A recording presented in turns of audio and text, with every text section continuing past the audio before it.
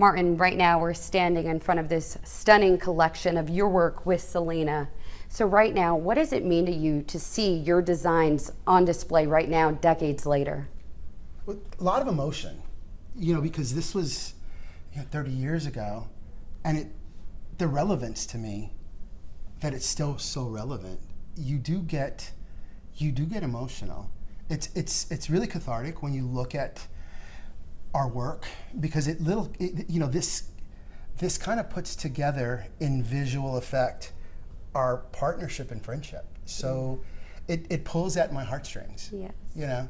Tell me about this design, when Selena wore it, or when you were coming up with it. What was the purpose for this one? So this was going to be our first collection. There was a grouping, and we showed it at the Cristina Saralegui show in Miami. And unfortunately, we couldn't get the fabric in. So I saw Selena wear this once, and everything was kind of made. A lot of these garments were made to fit her. I always made her size in everything. So, when I look at the sketches, because there's a sketch to everything, I think about the collaboration, her ideas. A lot of this particular design started my senior year design project. Wow. And that's what I showed Selena when she hired me. And then we made it into garments so that we could kind of create our first collection. So if I want to, you could pull it up on the Selena, the Cristina Saralegui show, and you see this on the runway. That's so incredible. Yeah, it pulls me back a lot. Plus, it also tells me a lot. It reminds me a lot of the conversations we had, because for her, what people don't realize about Selena, because most people see her in bustiers, in performance costume, this girl was elegant and fashionable and cool and funky. I mean, that literally was her. That's the way she kind of spoke to me about what she wanted this collection to be. Wow. And when I see this, I think of the elegance of who Selena was. That's beautiful. And then we'll walk around. I know there's another article of clothing on the other side. So this was part of our denim collection. This is the mock-up. Selena's, the one Selena wore, I think has been lost. Selena's was tiny. This was the mock-up in a size 8, 10, and I actually fit this on my wife. And if you open this up, there is a ton of writing in it in marker. Really? Yeah, because it's, when I first showed this to Selena in sketch form. She loved it. She loved the embossed leather. She loved, so this particular garment is what we call a toile. It's the first garment you make before you go into production. And it has a lot of, just really pretty notes inside her. Too big, we want this to be better. And Selena was a persnickety person when it came to quality. And that's one thing about Selena. She wanted everything to be perfect. And I think what was really big about Selena also, how businesslike she was. So she wanted everything to be affordable. So originally, it was supposed to have way more buttons. Oh, but the cost was going to be too high, so we limited the buttons. The back of the skirt had buttons all the way up, and because of the cost, we kind of removed some of the buttons, added a back seam. But even when I still remember when I bought that leather. So we bought this leather in New York. Unfortunately, when we were trying to do this, the denim was purchased in Mexico. NAFTA was going on, so the bulk stayed in customs. So this was supposed to be one of the first part of the collections. It ended up being a summer capsule because the fabric was was stuck in customs. So all these things, that's what I think about. And then I think about fitting her in this, because Selena wanted everything tight like a glove. And it was never tight enough. And when I fit her for this garment, she kept on telling me tighter, tighter, and it's a button front. So when you have a button front, if you make it too tight, the buttons are going to open up. And she says, nope, I'll hold my stomach in. This has to be perfect. So when you see her, at the opening, she wore this at the opening of the San Antonio store. You see how beautifully it fits her. And that's what I see when I think about it. And I also see about the fun that it was creating this whole capsule. This was our denim capsule, had a bunch of denim in it. So I think of that. I think of the really fun memories working with someone like Selena. Well, you get to really know somebody, because even with the buttons that you're saying, I mean, that's really telling that she wanted to save costs where she could, and also just working with her very intricately on how she wanted the fit and how she wanted the look. But you're also a fashion designer giving her tips. So was there kind of this crossover? Because she loved fashion. That was her passion. Well, you know, and I always say this to people, you know, Selena was a performer, a Grammy award-winning performer. But the relationship I had with her wasn't that of a performer, a singer, although I did her costumes as well. My relationship with her was a partner and a friend. So when you design with someone and you're sharing ideas, I was fortunate enough that I could illustrate it so Selena could see it on paper. But when I'm fitting her, that becomes very intimate. I knew how she wanted things to fit her. I also knew the parts of her body that she was concerned with. So that's what I see when I see these beautiful garments. You know, I remember not just Selena as a performer, like most people see her. I see her as this incredibly creative human that we bonded because of our creativity. When people come here and they look at all these items, what do you want them to walk away with? Oh, the possibility. That's why I agreed. I agreed to do this. I've been asked for many years to participate in things, and not that I would instantly say no. I was really busy. I was, vice president to these big conglomerates, and I was away, whether I was living in Asia, living in Europe. So when I was asked to participate in this, and I was asked through Al Rendon is the one that called me and said, you have to meet this person. I didn't even know about the Wintliff, and now I'm the biggest fan. Yeah. The biggest thing for me is I wanted it to be uplifting. I wanted people to know that the possibilities. You have to remember, I think that where we sit now in kind of our world of fashion, we see it on television all the time, right? Project Runway, these kind of shows. In our day, there was nothing like that. We literally were the first celebrity brand. Mm. So when I see these, and when I decided to loan some of this stuff, and pretty much have decided that this is probably where it's going to go to rest. I want everyone to see this and to leave with the possibility that, God, I can do this. And actually the joy. Fashion's joyful. Fashion's fun. And if you love fashion, you understand how just a garment can make you feel, right? And that's what I want the viewer to see. I want them to leave with, wow, that was beautiful. That's what I want. Yes, exactly. So touching. Show me some of the items that are in this glass display. You know what's so funny? This is, when you look at what's on the display, this is a fraction of my archives. So as you can imagine, the editing process was emotional. Thank God for Hector Saldana, who was just a whiz at editing. So we wanted to see we wanted the viewer to see the process.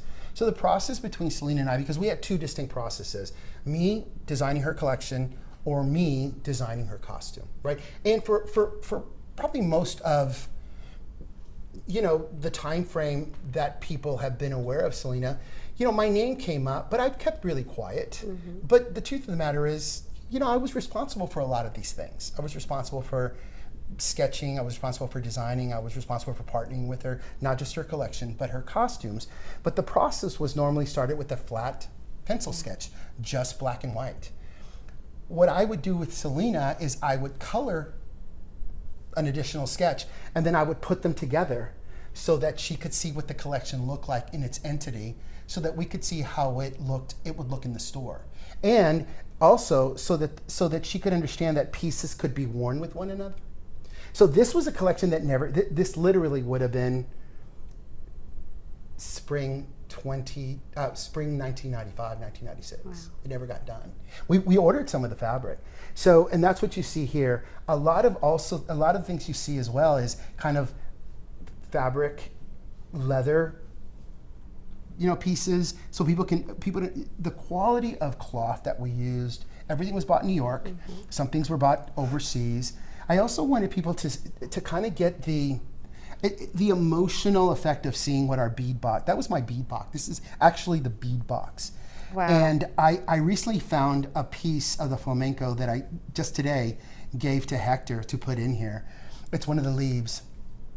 So if you see, to me, it's really emotional because, I touched it all. Like, if you look at the pearls, these were the pearls that were on the finale dress. If you look at, the red beads, those red beads are the beads that are on that costume. If you look at the thread, that thread was the thread I used to put the buttons on those cuffs. When you look at, certain things like that, it's all here. The sketches, which I think were really, really difficult for me to loan. I'll be really honest with you. These right over here? Yeah, these sketches are really personal to me. They're sketches that they have never been seen. Wow. And they collaborate to a costume. This sketch right here is super emotional to me. As we know, that's the outfit that Selena did her journey to heaven, in my eyes. This one right here? Yeah, and Wow. It's funny because that was the second outfit that I ever designed for her. The first one was the disco, which everybody is now really famous, which is the purple. That sketch is under lock and key. I couldn't, not now, I will eventually, but I couldn't loan that yet. As you can imagine, it's been a process to me, putting these out to the universe. But I will tell you, being exposed to the viewer has been really, really beautiful. I mean, I was in here for the opening privately, and people were starting to come in, and then when they found out it was me, it was kind of chaotic, but it was so beautiful because people just wanted to touch you. They wanted to hug you. Mm. They wanted to hear the stories about, I call that the flower armor because it was literally spray painted to where it got really hard. The floral. This one right here? Yeah. This sketch, there's a garment. This sketch was on the Christina show attached to the first one that we saw. The brocade jacket. So if you pull up YouTube and you see her in the Christina show, these were the garments that were on that show. I love that. The hat is a hat that we made just for our team. So when we had fashion shows, we wore these hats. Oh yeah, exclusively for Selena. Yeah, Martin. The brand red, Martin Gomez, exclusively for Selena. In my career, I've had a pretty lucrative career, but this moment in time is the most special to me. And it took me a long time to get here, because I just didn't want to talk about it. After Selena passed, I left. I became the designer to Dillard's department stores, and then I became an executive. So I went north on the map, so north that I was 30 minutes away from Canada, and then I went overseas, to Hong Kong. But coming back to this and seeing the young people react to it, it's been mind-blowing, it's been emotional, it's been cathartic. It's really special. I mean, this event, this collection is so special. Not because it's my stuff, our stuff. No, it's because it's open to public view, and there's nothing. I can't explain it. Seeing people's faces, seeing the emotion behind them looking at things, they stop and they sit for, a good 3-4 minutes, and they just want to see it. And the funny part is you add me to the component, and then they realize it's me. I'm all about looking at people in the eye ask me what you want and we'll talk. And I think, to me, that's what makes this so special, because it celebrates the possibilities of these two Mexican kids, having a dream to embark in this journey in fashion. And I think that's what this to me means, because I took the journey. I ended up taking the journey as far as it took me. So that makes it very, very, very, very personal and very emotional. Thank you for sharing. You know, what's so beautiful is when you're looking at each one of these items individually, it brings back a specific, detailed memory. Yeah. And that's hard. Yeah. That's hard. I mean, yeah, when I see it, you know, I like the facts to this particular outfit. This was supposed to be black. I wanted it to be black leather, black spandex. You know, Selena wanted it periwinkle, and Selena got periwinkle. You know, even like when I even have the mock-ups packed away, and everything is so pristine because I kept everything. You know, I've been fortunate enough that I worked in the fashion business for over 30 years. So I know a lot of people. I know people that work in the Met. I know people that work at the Frick. And I was able to get on the phone to ask them, how do I preserve? These things have to be preserved. And that was another reason I decided to partner with the Wintliff, because this is an institution. This is kind of, I like to say this is Texas, this is the Smithsonian for Texas. This institution houses some of the most incredible pieces of our history. And we are now part of this history. You know, when I look at Al Rendon's picture, like, I remember that picture.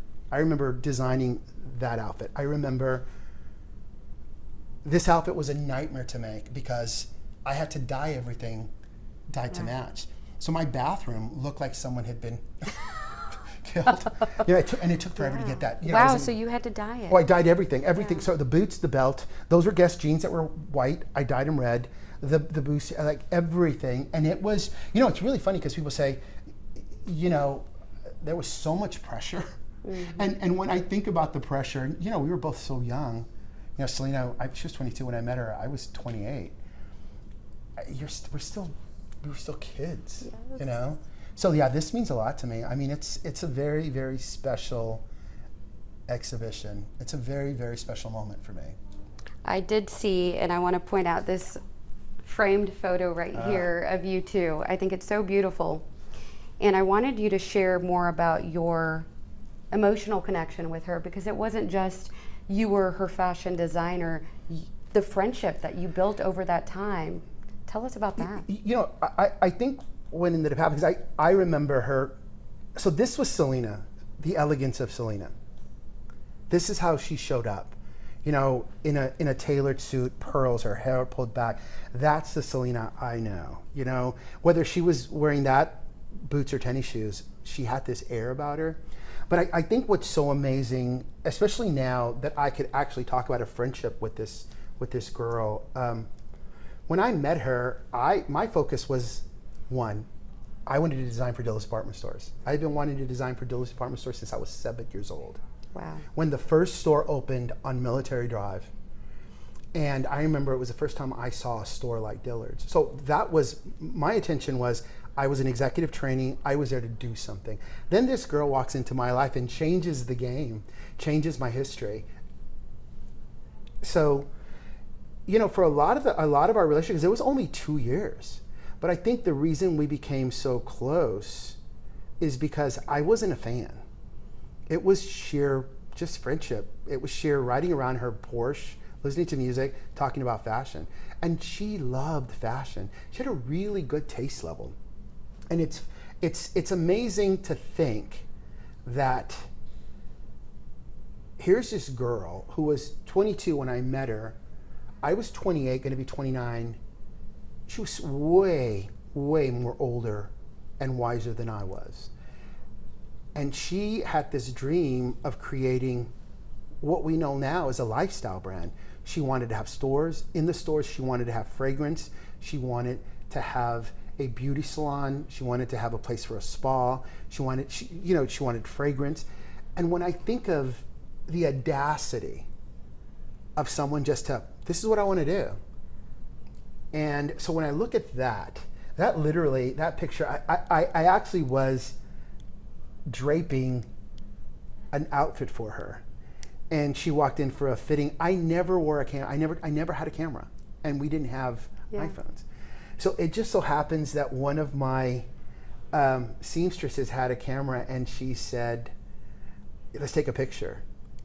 I never took pictures, and it was one of the biggest regrets. Thank God my wife took the pictures, because I just never wanted to be on camera. That's not who I was. I was a fashion guy, and after that conversation, after we took that picture, we sat and we gossiped about my last trip to New York. I'd just come back from New York, and we would, it's just the friendship. It was just us sitting down, talking about these dreams of pursuing this. It was my first gig out of design school. I literally had design from design school. I graduated from design school in May. I was in Corpus to get my executive training program done with Dillard's department stores, and I bumped into her. And then we embarked on this incredible path to create, not just a collection, to create these iconic costumes, and then to create this legacy of this incredible girl that now has surpassed. It has surpassed. It's surpassed a legacy now. Now it's this huge iconic status, and that's what I want to share with people. That this is a girl who had a vision, and it's a vision that for me now just gives younger people hope, especially in the people in the fashion business. That are people that want to embark in the fashion business, that are in design school, that are thinking about going into design school or any type of creative arts. I think that's what this does for me. It shares, for me, I'm sharing the possibility. Yeah, when I look at everything, just thinking about back then, I mean, truly the fashion in itself. Oh yeah. When you think about, yes, Selena is a Tejano star, but then on the fashion side and what you guys created and the people that loved it so much, and seeing the whole world change the way they dressed, how did that impact you in your life? Looking at it, it started with one dress, one meeting with Selena, and then you impacted the world, this trend. When it's happening to you, you kind of don't see it that way. You really don't. For me, working with Hector, who pretty much thought of this beautiful idea, just the word legacy is scary. But when you think of the impact, that's something that you sketched has turned into this moniker of kind of Selena. When you think of the disco, every costume has a name. When you think of, seeing people wear these costumes on television, you see them on television all the time. When you see people wearing a Selena shirt that has an outfit that I did, or when you see them talking about Selena as an inspiration to a musical artist, when you see people wearing something that was inspired by Selena, that's kind of the Selena effect. It's the now, it's the current. Yeah. And that's what I think about. And that makes it easier for me, because I will tell you, there was a lot of talking through for me to agree to participate in this, because it's such an emotional thing for me. I bet. A lot of the pieces, everything here is so timeless. Oh yeah. And we still see it today, people dressing similarly or exactly, costumes of what she used to wear, and not just for Halloween, but just dressing up and feeling beautiful, and the vibrant colors and the sequins and the beading. Did you think it was going to continue for this long? No. Well, I didn't, not that I didn't think, but I was so caught up in my career that I kind of never looked back, and all these beautiful things were in boxes. So I didn't. So coming back to Texas, I came back to Texas after being gone for 30 years, 2 years. It's heading on 2 years, and you see that. But I had started seeing things all over the world. You know, I saw things in Hong Kong. I saw things in Europe. I saw things, you know, even as north as Minnesota. You know, when you start seeing people, or even now performers, wearing things that are inspired. You know, think about Selena wearing a bodysuit. That pretty much wasn't done. It really wasn't. And the fact that, you know, one thing I loved about, you know, I was lucky being able to dress Selena. You know, so there was never vulgarity. She always looked so beautiful. Mm-hmm. And that's one thing that I remember, is how beautiful she was. And I think that the light inside made her more pretty. But I remember the conversations that we used to have about fashion, because I used to carry around like 5 or 6 magazines that I would buy, you know, and we didn't have the internet. So a lot of this trend stuff was me looking through magazines, and we'd sit and talk about, I remember having a 2-hour conversation on Chanel. And, you know, I remember her afterwards telling me, I want to get a Chanel bag, and she got a Chanel bag. But stuff like that, just having conversations about fashion and seeing her light up. We never talked about music. Mm-hmm. Never, not once. And it's really funny, one time, I always had the music blaring, and I had Blondie blasting, and she came in and she goes, why aren't you listening to Mexican music? And I'm like, well, I kind of don't have any. And she had gifted me the live CD I still own. And she put it on, and she goes, do you even know how to do a cumbia? And I said, yeah, I'm Mexican, I know how to do a cumbia. But that was our conversation about music, was music that we enjoyed listening to. It wasn't, you know, her career in music, I was more focused on the fashion part of who Selena was, the business part of who Selena was. And that's what I like talking about now, because no one gets to talk about that, because I lived it. It was a special bond. Well, it was always just her and I. Nobody was involved in this project. The only people involved in this project was Selena and I. And I think that's what was so special. And the reviews that I had with her in our process, because I would sketch 60, 70 sketches, and then she would look at them, sketch, she'd write on them.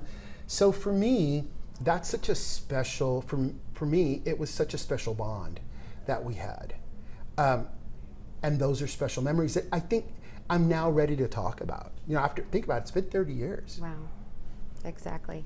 Show me, well, is there anything specific that you want to show me? But I also want to look at the sketches that are on display here. But you know, it's funny, because when I look at like John Dyer's, you know, I know we talked about these pictures, you know, because she'd have photo sessions, and then she'd have the pictures, and she, you know, I know what she was thinking when she took that. You know, I know in me, like, so that was pretty much one of the last things I fit her. I fit her with that gold stretch shirt. And she was recording the sound for the movie that she was, the John DeMarco movie. And we were trying to figure out what she was going to wear for a Coke ad. And that was part of the collection. Wow. And she put this on, and I go, oh, let's put the hat on. So, you know, I love that. But I also love things that I had never seen. I had never seen that picture of Selena. And when I first came, so which one are you pointing to? This one. I mean, this is quintessential Selena to me. Yeah. I'd never seen that. And when I first visited the Wentliff, and they toured me through this, when we were just talking about the idea of doing this, I hadn't agreed to do anything, and they had this in the other room, and I'm like, because at a distance, I didn't know it was Selena. And then when I saw it, and I remember thinking, God, that's so Stevie Nicks. Yes, right? That's what I was thinking right? too. It's so Stevie Nicks. Yes. So I love that. I also, you know, there's so many things that I love. Like this is, if you knew Selena, that's who she was right there. Always giggling, always a jokester, always a prankster. So when I think of that, you know, when I come in here, I look at that picture. I remember the Back to School, you know, the Agree commercial we did when she did that. So everything has really special memories for me.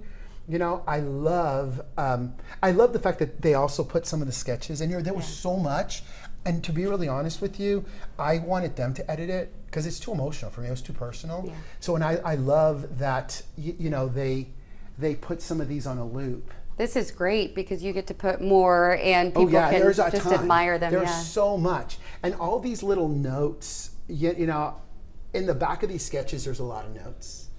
How many designs did you sketch out for her? Oh God, like in the hundreds. There's so many. Wow. I mean, I have them in archive boxes. You know, it's funny because that's what I like about the Wintlet. This is more than a museum.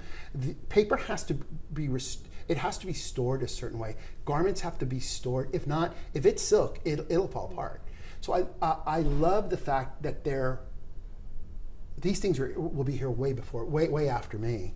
You know, I remember the boots to this, and it's funny because during my talk here, a fan brought a pair of boots exactly like this and had me sign them, and they were the exact brand. And I was amazed. I'm like, how did you get these? Wow. They research so much. Wow. So this was our leather collection. That's the pieces of leather you see. And these would be not only things that she wore, but maybe some on display at the boutique? Well, so these would be part of the collection, and then she'd pull out. Like we had, this one she wanted to wear. That's a garment. We don't know where it went. Yeah. She wore that vest she had. It was in gold. It was in the almost the gold leather that's on the cuffs, and she wore it. You'll see it in an interview that she did. So some of these are part of the collection, and then she would that's the one. That's the vest that she wore to one of the interviews. But some of these are part of the collection, and then she'd pull out and she'd say, "Oh, I want to make this into a costume," and then it would change. It would be like more costume-like. Mm-hmm. And one thing about Selena, that's one thing she wanted to perform in costume, which the guts, the nerve. Yes. And so if you look at the flamenco, which the sketch is in here, that's one that I find it really hard to share because there's so much written on that sketch. And I know I wanted to ask you how you two met. It's probably hard to talk about, but to give people an idea how natural that moment was. So, like I was doing my training, my executive training at Dillard's Department Stores, and I never took lunch. Mm-hmm. And one of my colleagues says, let's go to lunch. So she took me to lunch, and she took me to lunch at the Woolworth 5 and Dime. Oh, yes. Yeah. And I had just, I think we were talking about what we were going to have, and Selena walked in. And I remember I was so taken aback with how, I still remember exactly what she was wearing. And this girl looked like something out of MTV. And think about this is Corpus Christi in 1993. It's hot. People are wearing flip-flops and shorts. And she comes in completely made up. And I just walked up to her and I said, I don't know who you are, but I hear you're famous. I knew nothing about her. Yeah. And she signed an autograph for me. And I still have the napkin. And the back of the napkin, she had written her number because we were talking about fashion. Wow. And I told her, I had my name tag, and she goes, you work at Dillard's? And I said, yeah, but I'm a fashion designer. And that's what started it. And she's like, you're a fashion designer? I love fashion. And we talked for like 30 minutes. And I never called her back. You know, I just didn't think any of it. And then she came and found me in the store. Wow. And that's how we started. And that just snowballed. Yeah. And I had not agreed to work with her. I had a goal. My goal was to design for Dillard's Department Stores. And she just kept on and kept on. And I just remember when she says she wanted to do a collection. And then she said, I want your name on the collection. Wow. Like who would, like my name is on the top of the collection. That's what I was going to say, is just how genuine you can see of a person. She was so generous. Friendly, she was generous, heartwarming. She was so generous and so honest. When you think of, like, I'm big on ethics, especially when you're in fashion. Ethics are part of the business, because it's hard to remain ethical when you're creating product where dye goes into it, right? Or where you're creating product in another country and you don't know who's going to make it. Well, Selena wanted everything made in Corpus Christi. And I was like, how are we going to do that? She goes, we'll figure it out. And we did. I built the factory. Wow. We built the factory at Q Productions, which is which is now, I think, where the factory was. I believe it's now the souvenir shop. But it just, the conversation started to become almost kind of realistic, like, oh, we could do this. And the sincerity in her voice. So, I'd like to say she talked me into it, but she sold me on the idea. And it was a game changer. I mean, it was a very successful collection. It would have been a very, very successful collection. She opened up 2 stores. I mean, the first store was in Corpus Christi on Everhart, and the second store was in San Antonio on Broadway. And it's just, I just recently, like 2 days ago, I was going to eat at a restaurant, and it's right in front of the store, and I stopped, and it takes me back to the opening of that store and us prepping and working so hard to create product. It's hard to create product, to sew product in a factory, and to do it in a place like Corpus Christi. It wasn't an easy task, but we did it. Where does the collection, the Selena effect, go from here when you're looking about what's next? It's funny because when you look at the book, so back in 2019, during a snowstorm, I decided that I was going to write this book because my kids were like, you got to write this down, you got to write this down. Writing a book is a hard thing to do. So this book, and it's funny because it's in the book, so I was an executive for this big, big company, huge. And I would write my notes when I would visit factories and stuff. And I had an extra, and I started writing what I wanted the book to be. So for me, the next thing for me is getting this book published. I'm just about done. And I think the book is part of this effect. I think this effect, the Selena effect, just gets bigger and bigger and bigger because it's such a positive legacy. So I do think that this legacy has now become the Selena effect. Mm-hmm. I like the moniker. Mm-hmm. In fact, we went back and I spoke to my editor and I go, the book's changing. I want to finish it with this experience. This experience has changed the game for me because I never talked about it. Like it was such an I couldn't get through a couple of sentences. It's such an emotional thing for me. This has been such a happy experience. There has been tears. The talk we had, so many, like 500 people showed up. They waited in line. They just wanted to hug you. They just wanted to talk to you. They wanted to know how. The biggest question I ask at every level, from the biggest executive to a person on the street, was she really that nice?